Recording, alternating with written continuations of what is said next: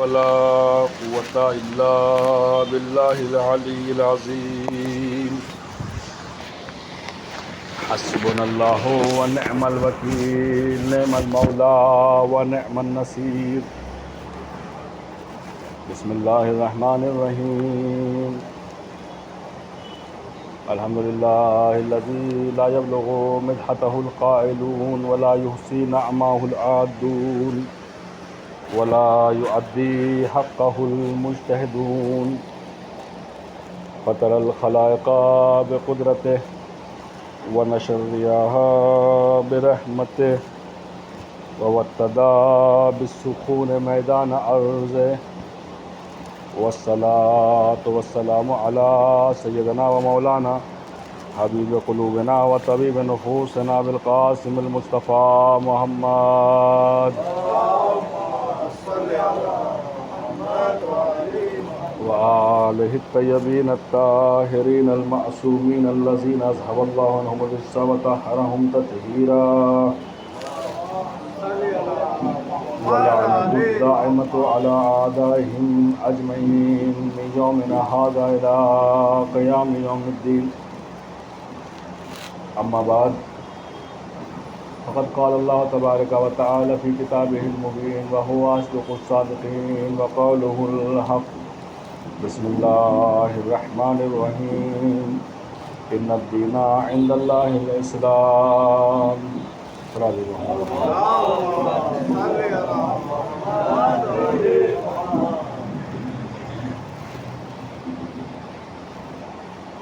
بے شک پروردگار عالم کے نزدیک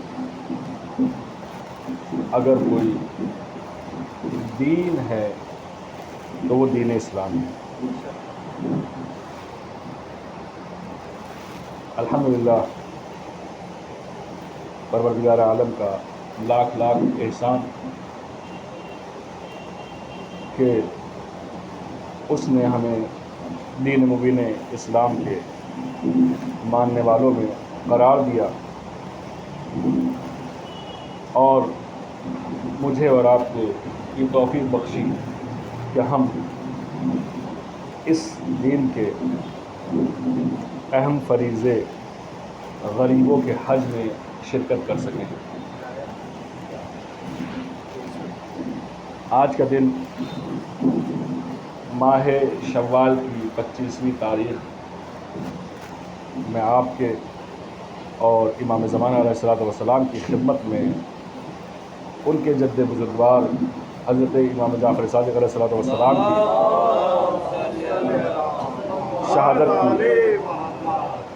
شہادت کی تعزیت پیش کرتا ہوں۔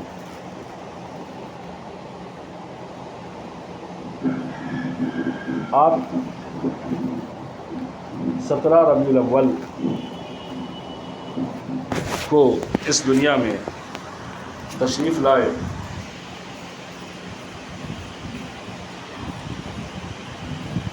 اور یہ سال سن 83 ہجری تھا۔ 17 ربیع الاول سن 83 ہجری میں امام جعفر صادق علیہ السلام شہر مدینہ میں پیدا ہوئے۔ آپ کے والد ماجد حضرت امام محمد باقر علیہ السلام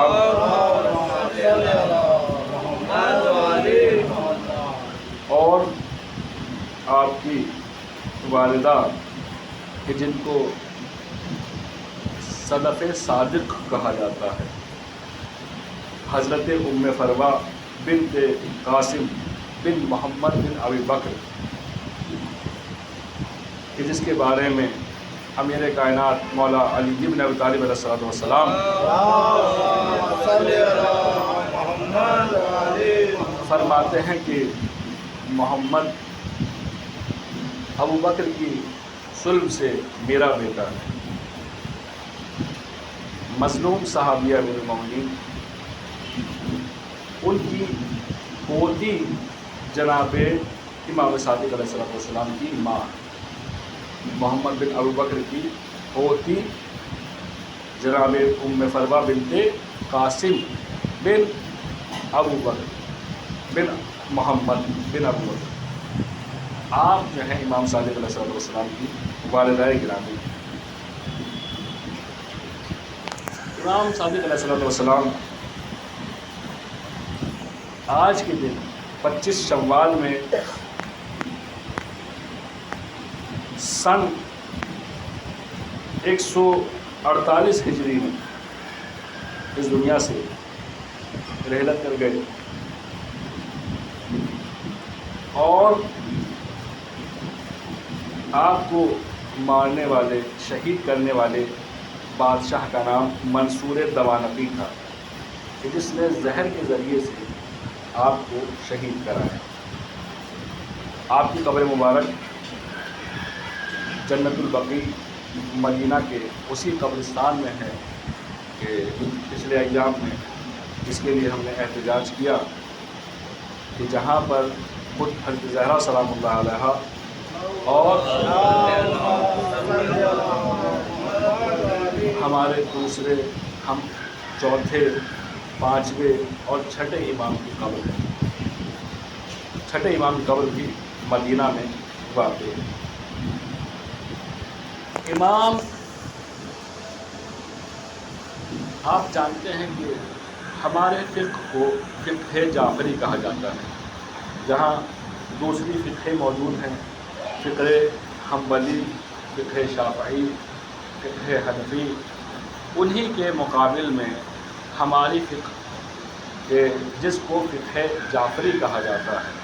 جبکہ یہ بات ذرا عجیب لگتی ہے کہ چھٹے امام ہیں، ان سے پہلے 5 امام اور گزرے، امیر کائنات جیسی شخصیت گزری، ان کے بعد بھی 6 امام اور موجود ہیں.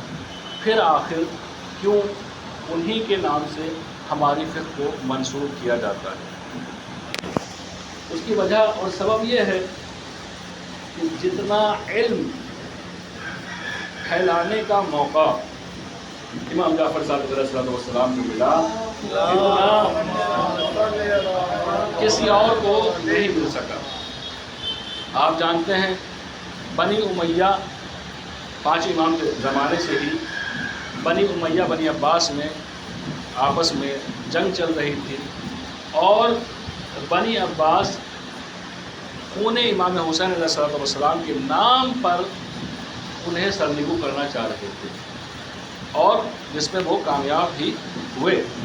اور بنی امیہ کا زوال چل رہا تھا، لہٰذا وہ بھی ادھر اماموں کو تکلیف دینے سے باز رہے اور ادھر ان کی شروعات تھی، بنی عباس کی شروعات تھی. وہ بھی اماموں کو زیادہ تکلیف نہیں دے پا رہے تھے، بلکہ اپنے کاموں میں، اپنی جنگوں میں، اپنے مشکلات میں لگے ہوئے تھے. نتیجہ یہ کہ کچھ وقت 5ویں امام محمد باقر علیہ السلام کو اور کچھ وقت چھٹے امام جعفر صادق علیہ السلام کو ملا کہ آپ نے اپنے تعلیمی خدمات کو انجام دیا. یہی وجہ ہے کہ روایات موجود ہیں کہ امام صادق علیہ السلام کے دروس میں ایک وقت میں 4 ہزار طالب علم موجود ہوا کرتے تھے. ابھی فی الحال کے زمانے میں میں نہیں سمجھتا، یعنی مجھے نہیں معلوم کہ کوئی ایسی ایک کلاس ہو کہ جہاں ایک استاد ہو 4 ہزار شاگرد وہاں موجود ہیں. لیکن امام کا زمانہ تھا کہ اس میں ان کلاسز میں، ان کے دروس میں تمام لوگ، حتیٰ وہ چاہنے والے ہوں یا چاہنے والے نہ ہوں، شیعہ ہوں، سنی ہوں، دوسرے مذاہب کے ماننے والے بھی نہ ہوں، آپ کے دروس میں سب لوگ شرکت کیا کرتے تھے. ایک مرتبہ کی بات ہے، ایک قدریہ عالم کہ جو قدریہ مذہب رکھتے ہیں، وہ منصور دوانقی کے دربار میں آتا ہے. شام پہنچا، منصور دوانقی کے دربار میں آیا. اس نے کہا کہ میں تمہارے علماء سے مناظرہ کرنا چاہتا ہوں. اس نے کہا ٹھیک ہے، کوئی بات نہیں، ہم اپنے علماء کو بلاتے ہیں، ایک نشست رکھتے ہیں، آپ مناظرہ کیجئے. اب وہ شخص آیا اور اس نے امام سے مناظرہ کرنا شروع کر دیا، اس نے وہاں کے علماء سے مناظرہ کرنا شروع کر دیا۔ اب ادھر وہ سوال کرتا تھا اور یہ لوگ جواب نہیں دے پاتے، وہ سوال پہ سوال کیے گیا لیکن یہ لوگ شام کے علماء جواب نہیں دے پاتے، حتیٰ یہ کہ سب کے سب مغلوب ہوئے اس آدمی کے سامنے، اس قدریے کے سامنے سب کے سب مغلوب ہو گئے اور وہ جیت گئے۔ اب منصور کو احساس ہوا کہ اگر کہیں ہمارے علماء اس سے ہار گئے اور یہ جیت گیا تو بے شک ہم جو اپنے آپ کو خلیفہ وقت کہتے ہیں، ہماری حکومت پر بھی اس کا کچھ نہ کچھ اثر پڑے گا۔ لہٰذا ابھی 5ویں امام کا دور تھا، اس نے مدینہ قاصد روانہ کیا اور 5ویں امام محمد باقر علیہ السلام کو بلا بھیجا۔ اب امام موجود ہیں، قاصد آیا ہے کہ مولا دین پہ وقت پڑا ہے آ جائیے، دین پہ وقت پڑا ہے آ جائیے۔ امام نے کہا کہ ابھی میں بوڑھا ہو چکا ہوں، لہٰذا اپنے بیٹے صادق کو بھیجوں گا۔ آپ نے امام جعفر صادق علیہ السلام کو شام اس قدریے سے مناظرہ کرنے کے لیے بھیجا۔ اب امام شام پہنچتے ہیں، منصور امام کو دیکھتا ہے، آپ کی کمسنی کو دیکھتا ہے، کہتا ہے اے اللہ کے رسول کے بیٹے، ٹھیک ہے آپ خاندان اہل بیت ہیں لیکن آپ ابھی کمسن ہیں، وہ بہت بڑا مناظر ہے، ایسا نہ ہو کہ کہیں آپ ہار جائیں اور ہمیں دوبارہ ہار کا منہ دیکھنا پڑے، ایسا نہ ہو آپ ہار جائیں اور ہمیں ہار کا منہ دیکھنا پڑے۔ امام نے کہا تو مناظرہ کر، ہمارے بچے بھی ایسے ہوتے ہیں کہ جو بڑے بڑوں کے بات کرتے ہیں۔ امام نے اس شخص سے مناظرہ کرنے کے لیے تیار ہو گئے، تمام اہل دربار نے امام کی تائید کی کہ خاندان رسول سے ہیں، یہ ہار نہیں سکتے۔ اب دربار سجا، اپنے آئے پرائے آئے، جتنے شامی تھے سب کے سب پہنچ گئے اور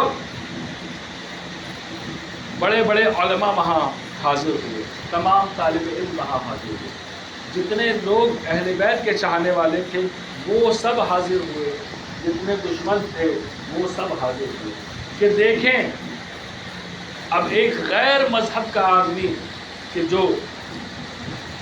جو ہمارے مذہب کو ماننے والا نہیں ہے، کہ جو ہمارے سارے علماء کو ہرا چکا ہے، اس سے ایک کم سن بچہ کس طریقے سے مناظرہ کرتا ہے۔ اب امام صادق علیہ السلام والد دربار ہوئے، وہ شخص بھی والد دربار ہوا۔ امام نے اس سے کہا کہ اگر چاہو تو تم پہلے سوال کرو، لیکن اس نے کہا کہ میں گستاخی نہیں کر سکتا کہ آل رسول کے اوپر شفقت کروں، لہٰذا میں آپ سے گزارش کرتا ہوں آپ سوال کیجیے۔ امام نے کہا اگر ایسا ہے تو ٹھیک ہے، ہم پھر بھی تجھے مہلت دیتے ہیں، تو سوال کرنا چاہے تو سوال کر۔ اس نے کہا نہیں مولا آپ سوال کیجیے۔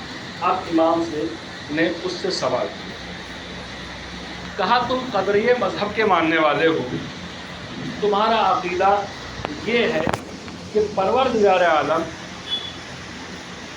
بندوں کے اعمال میں کوئی قدرت نہیں رکھتا، بندوں کے اعمال میں کوئی دخل نہیں دیتا۔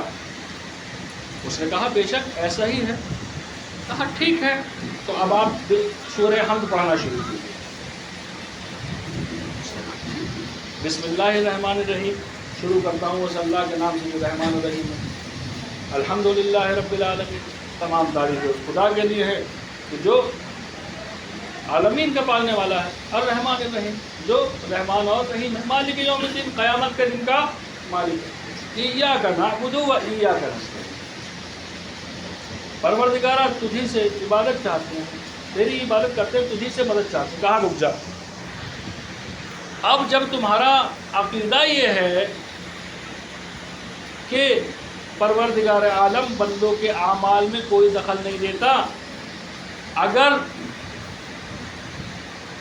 یہ عقیدہ ہے کہ پروردگار عالم دخل دے بھی نہیں سکتا، ان کا کہنا ہے کہ پروردگار عالم بندوں کے اعمال میں دخل دے بھی نہیں سکتا، جس کو انسان خود مختار ہے، یعنی کہ جب بھی وہ کوئی کام کرنا چاہے وہ کر سکتا ہے، پروردگار اسے روک نہیں سکتا، وہ خود مختار ہے۔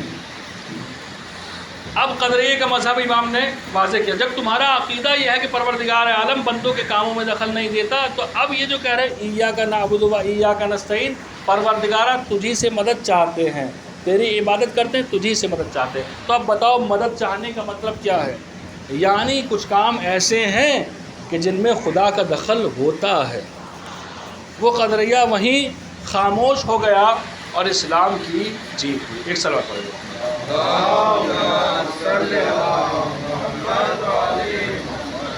تمام لوگ خوش ہو گئے اور منصور دوانقی نے بھی آپ کو بڑے انعام و اکرام کے ساتھ نواز کر مدینہ واپس جا۔ امام کے اصحاب کا ہم نے ذکر کیا کہ آپ نے اپنے زمانے میں بہت زیادہ لوگوں کو تعلیم دی، حتیٰ اہل سنت کے جو مراجع ہیں، ان کے جو امام حنبل، امام شافعی، امام ابو حنیفہ وغیرہ ہیں، یہ سب بھی کسی نہ کسی طریقے سے، یہ سب خود ان کے الفاظ کا لب لباب یہ ہے کہ یہ سب کے سب خود امام ابو حنیفہ کہتے ہیں کہ امام جعفر صادق علیہ السلام کے بارے میں کہ میں نے جو 2 سال امام صادق کی خدمت میں گزارے، اس سے زیادہ دین کہیں حاصل نہیں، اس سے زیادہ دین کہیں حاصل نہیں۔ کہتے ہیں کہ میں نے جتنا عالم، جتنا بڑا عالم امام جعفر صادق علیہ السلام کو دیکھا، پوری دنیا میں علماء اسلام میں، جبکہ وہ اسلام کے گڑھ میں تھے، مدینہ میں تھے، مکہ کے علاقے میں تھے، اسی علاقے میں تھے کہ جہاں اسلام پروان چڑھا، کہتے ہیں کہ میں نے امام صادق علیہ السلام سے زیادہ عالم کوئی شخص نہیں دیکھا، یہ ہر سوال کا جواب رکھا کرتے تھے۔ حتیٰ آپ کی خدمت میں عرض کروں، امام کے شاگرد ایک شام کا رہنے والا امام کی خدمت میں آتا ہے، کہتا ہے مولا میں آپ سے مناظرہ کرنا چاہتا ہوں۔ امام نے کہا مشکل نہیں ہے، آپ ایک کام کریں، مجھ سے نہیں، آپ میرے شاگرد سے مناظرہ کیجیے۔ کہا کس علم میں تم مناظرہ کرنا چاہتے ہو؟ کہنے لگا کہ علم کلام میں میں مناظرہ کرنا چاہتا ہوں۔ امام نے کہا ٹھیک ہے، ابن طاق کو، مومن طاق کو بلایا، کہا ان سے مناظرہ کیجیے۔ کہا مولا نہیں، آپ سے مناظرہ کرنا چاہتا ہوں۔ کہا اگر تم نے انہیں ہرا دیا، بالکل ایسا ہے کہ جیسا تم نے مجھے ہرا دیا۔ اب دیکھیے اس کانفیڈنس کے ساتھ امام بول رہے ہیں، اس کانفیڈنس کے ساتھ امام بات کر رہے ہیں کہ اگر تم نے اس کو ہرا دیا، کیا صحابہ تھے، کیا پیروکار اہل بیت تھے کہ جیسا علم ان کے پاس تھا، امام ان کے اوپر فخر کر سکتے تھے کہ اگر تم نے اسے ہرا دیا۔ ہم بھی انہی کے شیعہ ہیں، انہی کے چاہنے والے ہیں۔ علم کی کیا حالت ہے ہماری، نہ قرآن کے پاس ہیں، نہ حدیث کے پاس ہیں۔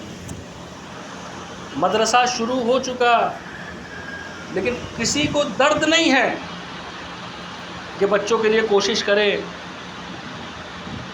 کہ لائے، کسی طریقے سے کوئی کوشش کرے، کم سے کم فکر ہی کرے کہ کیسے بچوں کو جمع کیا جائے۔ کیا یہی سیرت ہے شیعوں کی؟ خدا را سوال کیا جائے گا ہم سب سے، ہم سب مسئول ہوں گے پروردگار عالم کی بارگاہ کہ دیکھو تمہاری کوشش کیوں نہ تھی جب تمام لوگ کام کر رہے تھے، جب تمام چیزیں مہیا تھیں، تمہاری کوشش کیوں نہ تھی؟ الغرض امام نے اپنے ایک شاگرد اور صحابی کو اس سے مناظرہ کرنے کے لیے بھیج دیا۔ اب وہ سوال کرتا گیا، یہ جواب دیتے گئے، وہ سوال کرتا گیا، یہ جواب دیتے گئے، حتیٰ یہ کہ اس نے علم کلام میں ہار مان لی۔ پھر اس نے کہا مولا فلاں علم میں مجھے مناظرہ کرنا ہے۔ کہا ٹھیک ہے، فلاں شاگرد سے مناظرہ کرو۔ کہا فلاں علم میں مناظرہ کرنا ہے۔ کہا فلاں شاگرد سے مناظرہ کرو۔ وہ علوم کے نام لیتا رہا اور امام کی خدمت میں آتا رہا کہ اس علم میں مناظرہ کرنا، دیکھیے کم نہیں ہوتا، اس ایک علم کو جاننا اور بات ہوتی ہے، اس میں مناظرہ کرنا بہت بڑی بات ہوتی ہے، کوئی کم نہیں تھا، وہ بہت پڑھا لکھا عالم تھا، عالم آدمی تھا۔ وہ امام کی خدمت میں آیا اور کہتا رہا کہ مولا اس علم میں مناظرہ کرنا، اس علم میں مناظرہ کرتا۔ مولا نے اپنے اصحاب کو، اپنے شاگردوں کو آگے بڑھاتے گئے، حتیٰ یہ کہ تمام علوم میں جتنے وہ مناظرے کرنا چاہتا تھا، امام نے اپنے شاگردوں کو آگے کیا اور انہوں نے مناظرے کیے اور سب کے سب نے اس کے دانت کھائے۔ کیا ہم میں سے کوئی ایسا ہے کہ جو اپنے دین کی کسی ایک بات کے بارے میں اتنی جانکاری رکھتا ہو کہ کسی غیر کے سوال کرنے کے بعد میں اس کے جوابوں کو دے سکے؟ نہیں، افسوس ہے سب۔ پروردگار عالم کی خدمت میں دست بدعا ہوں، امام جعفر صادق علیہ السلام کی سیرت پر عمل کرنے کی توفیق دے اور ان کے واقعی اور عالم شیعوں میں ہمارا شمار فرمائے۔ بسم اللہ الرحمن الرحیم۔ قل هو اللہ احد اللہ الصمد لم یلد ولم یولد ولم یکن له کفوا احد۔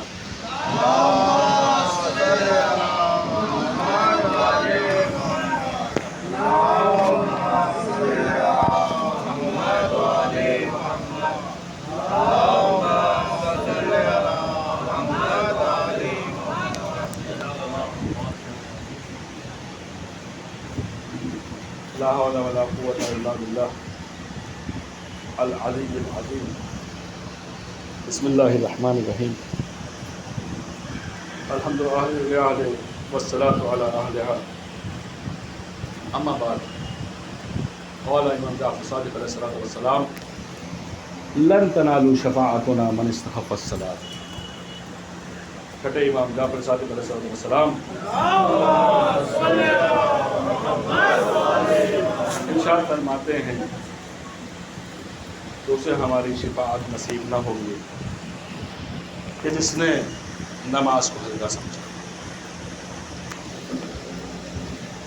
خدا را کوشش کیجیے سر وقت آئیں، نمازوں میں حاضر ہوں۔ نماز ظہر آپ کے لیے انتظار کرتی ہے، نماز مغرب آپ کے لیے انتظار کرتی ہے، نماز جمعہ آپ کا انتظار کرتی ہے،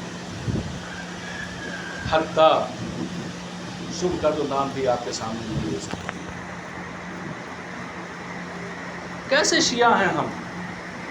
یہی امام کہتے ہیں کہ جب ہمارے شیعوں کو پہچاننا ہو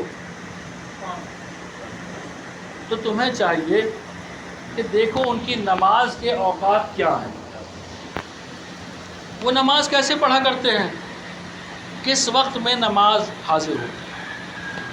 اگر وہ نمازوں کو ان کے اوقات میں پڑھتے ہیں تو بے شک ہمارے شیعہ ہیں، ورنہ کچھ بھی ہوں۔ اگر کہیں کہ نہیں ہم تو دعویٰ نہیں کرتے ہم شیعہ ہیں، ہم تو کہتے ہیں ہم مولا کے چاہنے والے، چاہنے والے ایسے نہیں ہوتے۔ عشق و عاشقی ہر ایک جانتا ہے یہاں، چاہت اسے کہتے کہ جو وہ چاہے وہ آپ چاہیں، بتائیے کبھی کسی نے دین کے بارے میں، دین کی چاہتوں کے بارے میں اتنا بھی سوچا ہے جتنا اپنی بیوی کی چاہتوں کے بارے میں سوچا؟ ایک چھوٹی سی سامنے کی مثال پیش کر رہا ہوں، جتنا ہم اپنے گھر کے خواہشوں کے بارے میں سوچتے ہیں، کیا اتنا دین کی خواہشوں کے بارے میں بھی ہم نے سوچا؟ دین ہم سے کہتا ہے کہ نماز باول وقت، نماز با جماعت، اور ہم نماز آخر وقت، جماعت سے جتنا ہو سکے دوری، یہ ہماری سیرت ہے۔ قرآن کریم ارشاد فرماتا ہے وَأَقِیمُوا الصَّلَاةَ وَآتُوا الزَّکَاةَ وَارْکَعُوا مَعَ الرَّاکعِینَ، نماز قائم کرو اور زکوٰۃ ادا کرو، وَارْکَعُوا، اور رکوع کرو، رکوع کرنے والوں کے ساتھ۔ علماء یہ بیان کرتے ہیں کہ اس آیت کا مطلب یہ ہے کہ نماز کو جماعت کے ساتھ انجام دو، نماز کو جماعت کے ساتھ انجام دو۔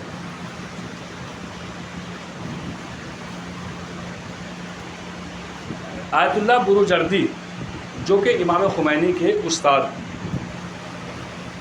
آپ بہت ساری احادیث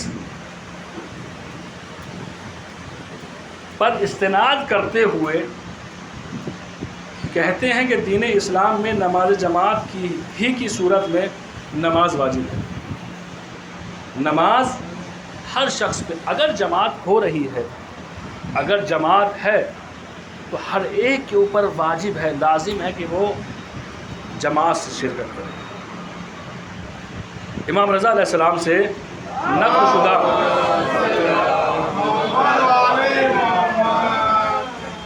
روایت میں بیان ہوا ہے کہ نماز جماعت کے تشریع کی علت لوگوں کے درمیان اسلام، توحید اور اخلاص کا آشکار ہونا ہے۔ یعنی جتنا انسان کے اندر توحید ہوگی اتنا جماعت کی کوشش کرے گا، جتنا بارگاہ رب العزت میں خلوص اس کے دل میں ہوگا اتنا وہ نماز جماعت میں حاضر ہونے کی کوشش کرے گا، جتنا اس نے خدا کو ایک جانا ہوگا اتنا نماز جماعت میں شرکت کی کوشش کرے گا۔ جان لیجیے اگر جماعت میں نہیں آ رہے ہم تو یا تو ہماری توحید میں کہیں کمی ہے، یا خلوص میں ہماری کہیں کمی ہے، یا اخلاص میں ہماری کہیں کمی ہے۔ اگر یہ تمام چیزیں ہمارے اندر ہوتی تو ہم ضرور نماز میں حاضر ہوتے۔ اگر انسان کو خود اپنے آپ کو دیکھنا ہے، ایک مقولہ اب سے 10-15 سال پہلے میں کہیں پڑھا تھا کہ اگر انسان یہ دیکھنا چاہے کہ اس کے اندر کتنا دین ہے، اس میں دین کی کتنی خواہش ہے، کتنا دیندار ہے، کوئی اپنا بھائی ایگزامینیشن کرے، کوئی امتحان لے اپنا کہ میں دیندار ہوں یا نہیں ہوں۔ سب تو کہتے ہیں دیندار ہوں، سب تو کہتے ہیں دیندار ہوں، بھائی نماز پڑھتے ہیں، یہ کرتے ہیں، وہ کرتے ہیں، ماشاءاللہ مجلس میں حصہ لیتے ہیں، روزے میں حصہ لیتے ہیں، تمام چیزوں میں حاضر ہوتے ہیں، لیکن میں خود بھی تو کبھی اپنا ٹیسٹ کروں کہ دین میرے اندر ہے یا نہیں ہے۔ تو اس کا ایک طریقہ ہے، جب مسجد سے اذان کی آواز آئے اللہ اکبر، اس وقت میں اپنے آپ کو ٹیسٹ کروں کہ میں اذان کی آواز پر لبیک کہتا ہوں یا نہیں، کچھ میرے اندر ہلچل ہوتی ہے نہیں۔ اگر ہلچل ہوتی ہے تو ہاں دین آپ کے اندر باقی ہے، اور اگر ہلچل نہیں ہوتی تو بے شک آپ کا دین سے کوئی واسطہ مطلب نہیں۔ بارگاہ رب العزت میں دعا گو ہوں کہ ہمیں دین حقیقی کے اوپر عمل کرنے کی توفیق عنایت فرمائے۔ پروردگارہ درود و سلام بھیج حضرت محمد مصطفیٰ صلی اللہ علیہ وآلہ وسلم پر۔ میرے محبوب درود و سلام بھیج حضرت مولا علی ابن ابی طالب علیہ الصلوۃ والسلام پر۔ میرے محبوب درود و سلام بھیج حضرت فاطمہ الزہرا سلام اللہ علیہا پر۔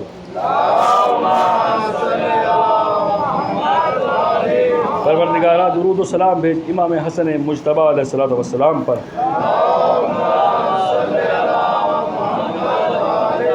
میرے محبوب درود و سلام بھیج امام حسین سید الشہداء علیہ الصلوۃ والسلام پر۔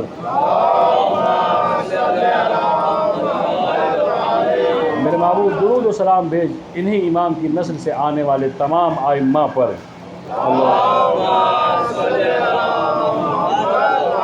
میرے محبوب درود و سلام بھیج آخر حجت حضرت امام قائم علیہ الصلوۃ والسلام پر۔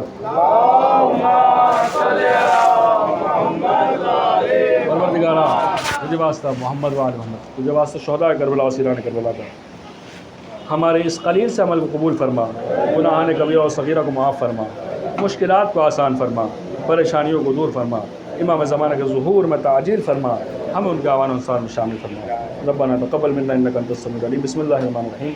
انا اعطیناک الکوثر فصلی لربک وانحر ان شانئک هو الابتر۔